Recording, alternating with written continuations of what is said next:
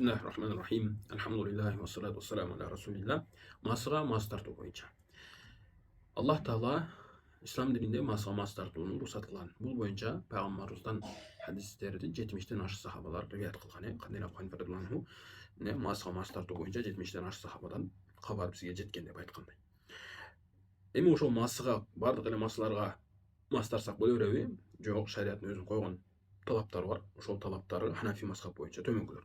Биринчи, сиз кийген масы кызыл жапкан болуш керек. Эгерде кызыл аштан ылдый болсо, андай масыларга мас тарткан болбойт.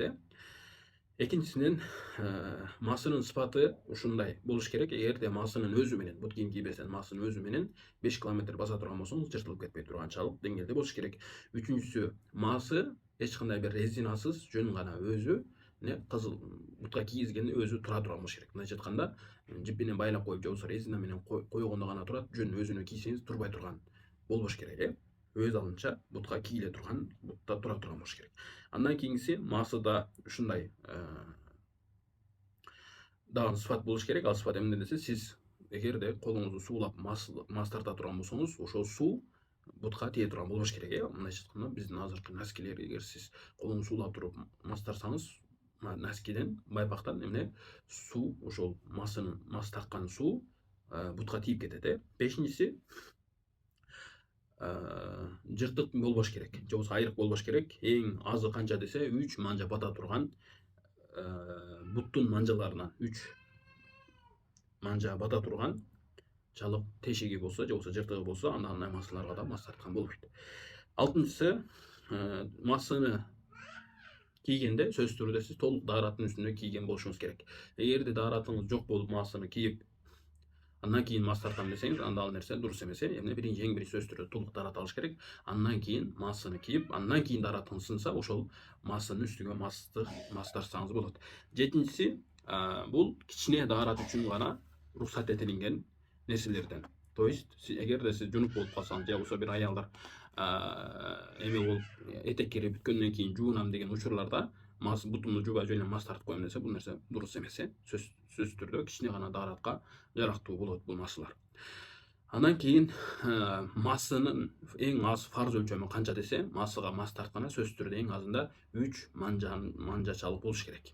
Эгерде сиз мас тартканыңызда 3 манжачалык болбосо, анда алга масыңыз жарактуу болбойт. Мас тартканыңыз эң азында 3. Кээ бирөөлөр мисалы алганда колунун учуна эле тийгизип коет, же болбосо билеккенин манжасында тийгизип коет. Бул нерсе мас тартканга жарактуу болбойт. Ошондуктан эң азында 3 манжа болуш керек. Анан 4 же болсо бардык кол менен тарткан эң жакшы, сүннөттөр менен кошо ушунусы эң жакшы. Андан кийинкиси,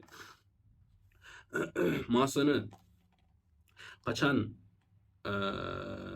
мас тартабыз, кайсыл убакыттардан болуп эсептелинет дегенде, эгерде муким адам боло турган болсо, буга 24 саат масына мас тартканга болот. Ал эми мусафир адам, сапарда жүргөн адам болсо, ага 72 саат же 3 күн 3 түн масына мас тартып жүргөнгө уруксат этилет шарият боюнча. Эми ушул убакыт качан башталат десе, эгерде сиз эртең менен Багымдатка даарат алдыңыз, саат 5те даарат алдыңыз, масыңызды кийдиңиз, бирок дааратыңыз сынбады.